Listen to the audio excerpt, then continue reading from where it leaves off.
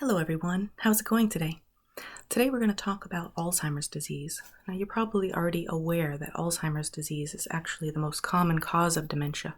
Well, today we're going to talk a little bit about what the disease does to the brain, what symptoms to look for, who are at risk, how they can lessen their risk, and we're going to talk about how it's diagnosed. Is there a new blood test that can be used to help diagnose Alzheimer's? Well, if that sounds interesting to you, then keep watching.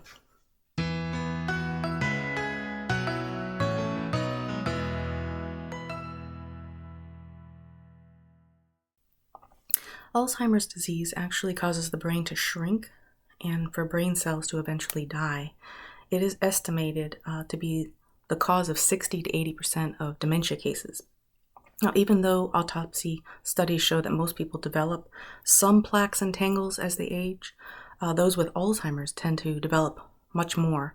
And not only do they develop more, but it almost always begins in the same region of the brain that affects memory. And then, of course, it goes on to affect other parts of the brain after that. Now, these plaques that I mentioned are deposits of a protein fragment called beta-amyloid that build up in the spaces between nerve cells. Now, the tangles are twisted fibers of another protein called tau, and they can build up inside cells. Now, let's talk about the symptoms. Memory is the key symptom of Alzheimer's disease. So some of the early signs might be someone forgetting recent events or recent conversations. They may have trouble remembering their appointments. They may start to repeat statements and questions, misplace items and put them in unusual places, start getting lost in areas that were once familiar to them. Eventually, they start forgetting the names of family members and even just everyday items. You may notice a change in their thinking and reasoning, so it starts to become challenging for them to pay their bills. Eventually, they can't even recognize or deal with numbers. You'll notice also a change in their ability to make judgments and decisions. So, for example, they may pick out an outfit that really isn't appropriate for the current weather. They may notice food burning on the stove and not know what to do, or be driving and they have to make a decision and they're not really quite sure what to do. They may have trouble planning and performing familiar tasks, especially if they require completing steps in order, like cooking, for instance, or playing a game. Eventually, they even need assistance with basics like dressing and bathing. You'll notice changes in personality and behavior. They may start suffering from depression, start to wander, start to have a distrust in others. They may suffer from mood swings, loss of inhibitions. You may see more anger and aggression, a change in their sleeping habits, a loss of interest in activities, and just pretty much kind of withdrawing socially.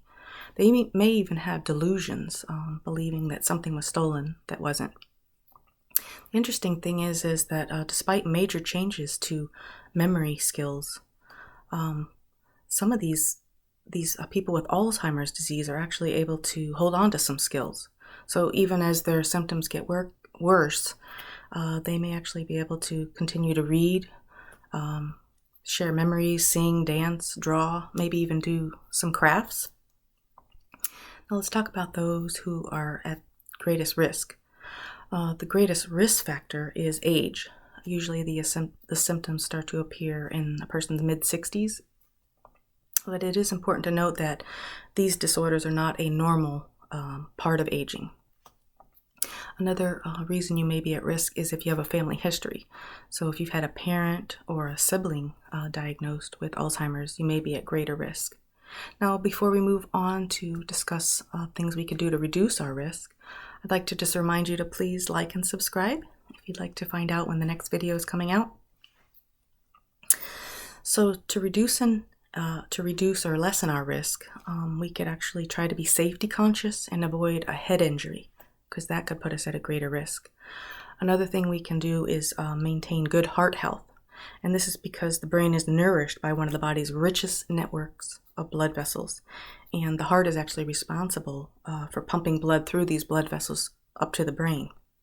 So we can see why our risk would increase if we have conditions that damage the heart or blood vessels, which would of course include heart disease, diabetes, stroke, high blood pressure and high cholesterol.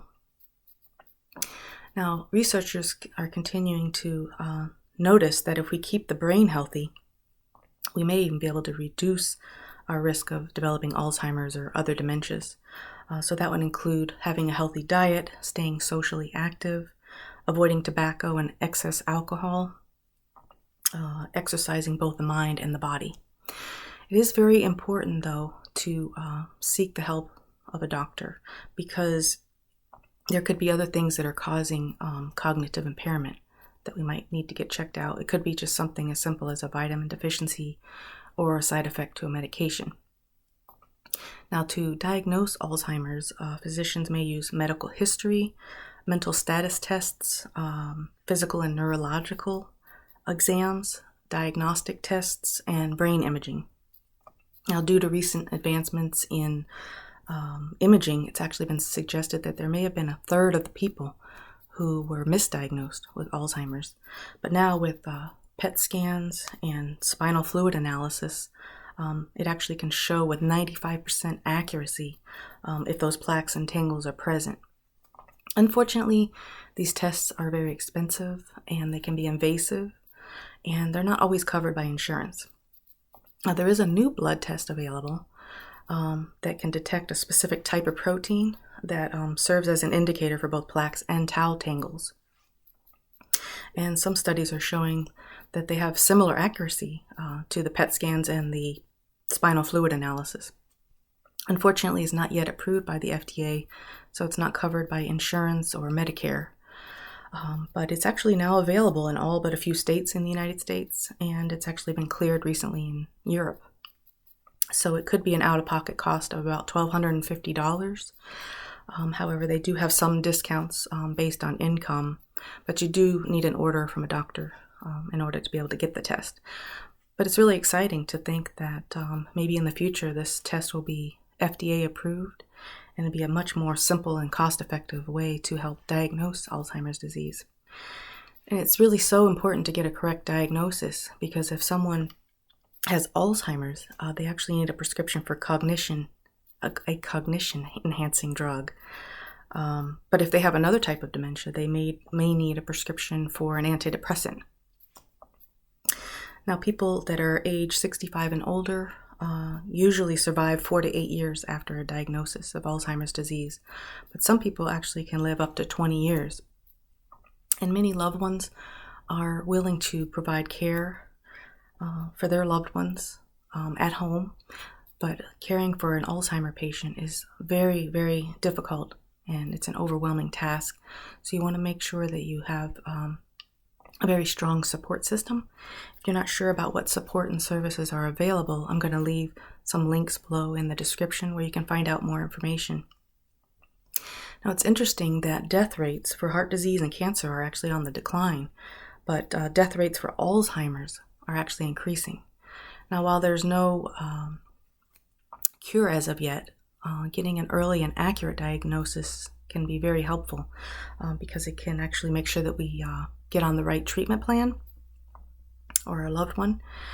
We can make sure that the person can actually be helped to maintain their brain health, manage behavioral symptoms, and it could even slow down or delay some of the symptoms, and they can really get the support that they need.